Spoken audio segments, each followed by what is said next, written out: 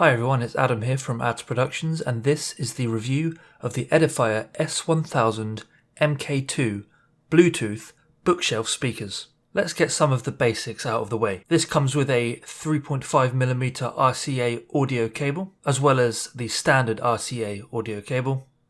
You have a fiber optic audio cable, and a speaker connecting cable. This is a thicker one that connects the two speakers together. You then have the remote control and a user manual. And obviously the speakers themselves. These speakers are quite large, and if you're limited to desk space, I would maybe think twice about what sort of speaker you want to get, because these are approximately 13.2 inches tall and 8.1 inch wide. So just bear that in mind when you're picking this speaker or the speaker system. It's very big, bigger than your standard Logitechs and those smaller desktop speakers. These ones are absolute units. Now, right off the bat, I'm no audiophile.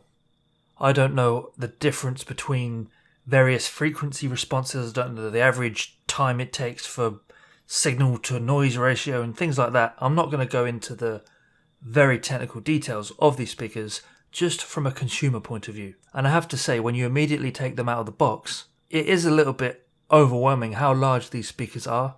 It definitely feels like you're upgrading from the average consumer level to the prosumer level when you pick up a pair of these speakers. On the front of the speakers you have a mesh covering. This covers the two central speaker components. I did find that the mesh on the front of these speakers does tend to pick up a little bit of dust, although with general housekeeping and just being a tidy person, this won't really be an issue for you. Down the sides are two wooden panels, which gives it that authentic, and it's been sat on my speaker system hi-fi unit for years and years and years, and is a tried and trusted speaker system. That's immediately what I get the impression of when I see speakers with wood surrounding it. It looks like a cozy room where you would listen to records.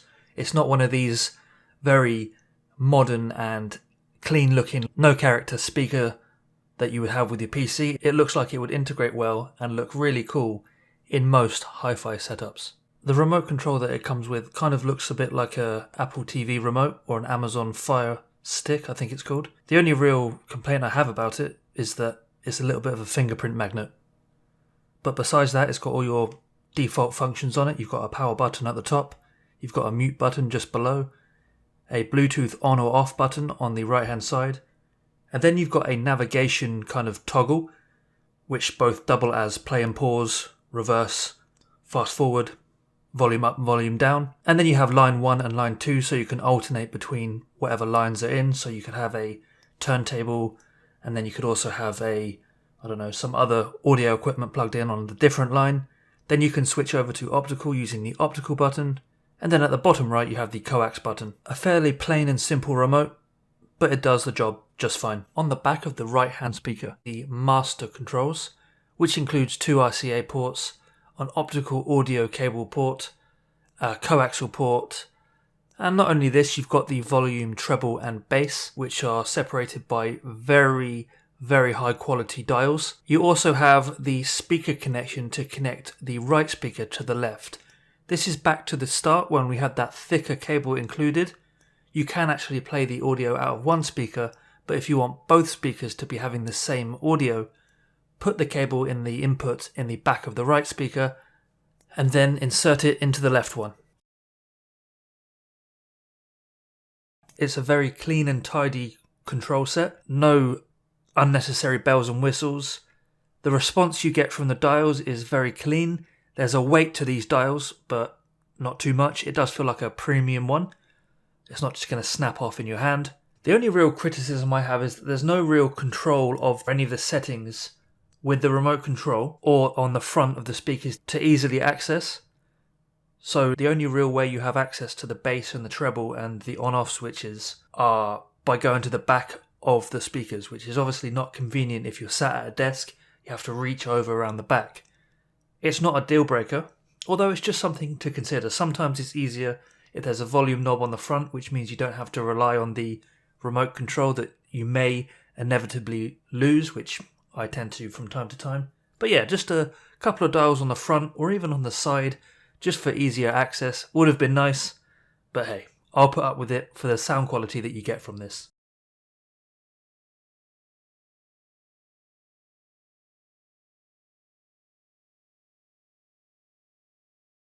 What's also cool is you have a surface area on the top of each speaker that you can put a bit of material down and rest anything you want on there. Obviously I would avoid liquids like cups of tea or coffee, but things like your phone or your wallet will sit nicely on top, and it's just convenient. Maybe it's not designed for that, but in reality that's what I currently use it for.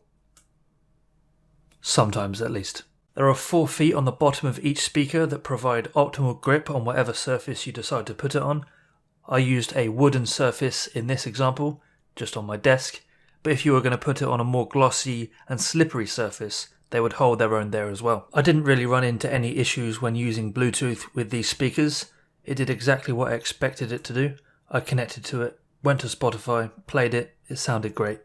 Just make sure if you're going to be streaming music regularly to this device, that within the settings of Spotify or Apple Music that you've enabled the higher quality playback. When you play things loudly, this is when you're going to find out the real value of these speakers. The louder it got normally on other desktop speakers, you do tend to find that the sound starts to crumble slightly. It's still obviously perfectly fine for average desktop speakers. However, when you get a bit louder and louder with these, the sound remains crisp. The bass is great and of course can be toggled with the connections on the back. Personally, I'm into heavy metal music and some hip hop, which obviously is a little bit diverse from each other, and it handled both of them fine.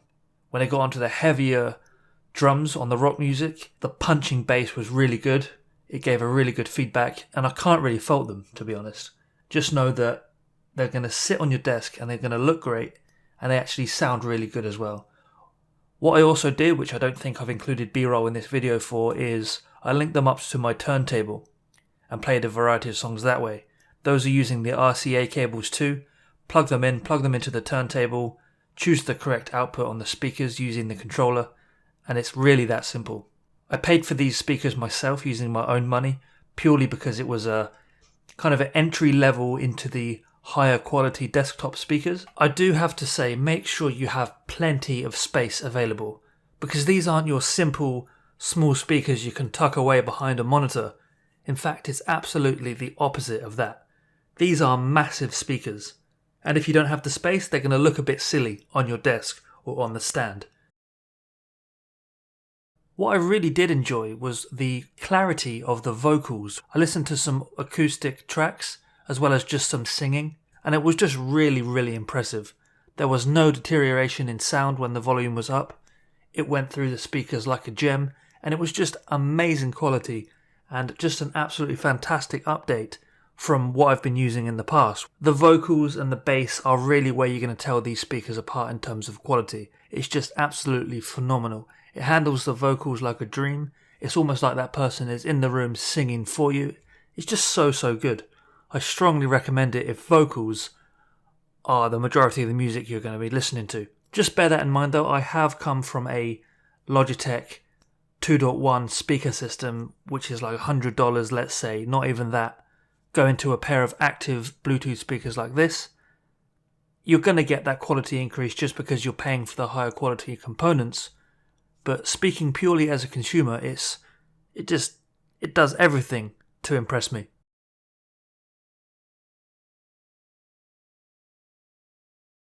For those of you that are into the sound tests and things like that, although I don't really see the value in it, some may, what I'm going to do now is I'm going to play some royalty-free, of course, music from YouTube out of the speakers into the microphone that's not too far away. It doesn't really give the best impression, but I suppose it's some sort of test and some sort of realistic test of the speakers. So without further ado, here's a test of the speaker system from the microphone very close by.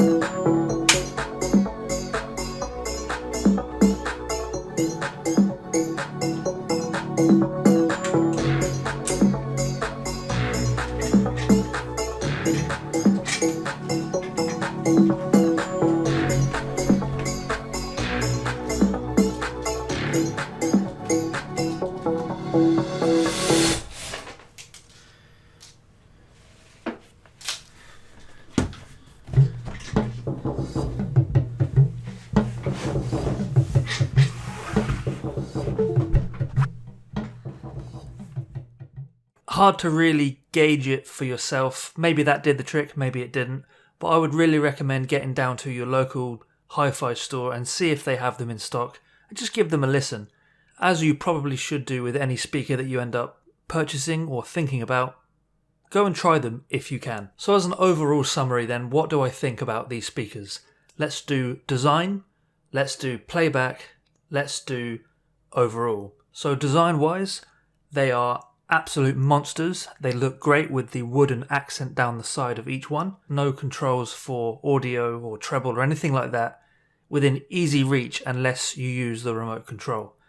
I think it would have been nice to have a very subtle dial or some way of controlling the audio and maybe other settings on the front or on the side with easy reach. But maybe I'm just nitpicking, that's what it feels like to me. Other than that, they are a very, very heavy speaker system. Could be a slight bias there because I'm used to the cheapy desktop speakers like your Logitechs and things like that. And this, as I said, is my first upgrade from those kind of speakers. But yeah, they are massive speakers. They're not subtle in any way. But most people who are buying speakers like this don't want subtlety. They want people to look at their speakers. They want to show off the design. And there's plenty to show off about with these. The playback, again, this isn't an audiophile review, this is a what does it sound like to your average consumer, and I was blown away. Quite honestly, I play the speakers quite loud and I listen to a range of music, mostly heavy metal, hip hop, just you name it. At louder volumes, they did the job as well. The vocals cut directly through with no distortion, sounds great. No kind of, how would you describe it? No peaks where it kind of distorts a little bit. I didn't notice any of that. The bass was strong, even stronger with the adjustment of the controls on the back. I couldn't really say anything negative without really opening up some sort of analysis software that monitors this and that. But I'm not going to do any of that. It sounds amazing. Please consider these. The remote is a little bit basic. And as I said, more controls the better with things like this, but yeah, it just seems like a basic controller. It didn't really blow me away. It was a bit of a fingerprint magnet, especially with the glossy area around the navigation buttons and the Bluetooth and things like that. I've been using these speakers for approximately a year now, and I really, really do recommend them. On the front, there's also that mesh that covers the main speaker components. This is prone to catching any and all dust in your room, so keep things tidy and you won't have an issue. This has been Adam from Ads Productions with the review of the Edifier S1000MKII speakers.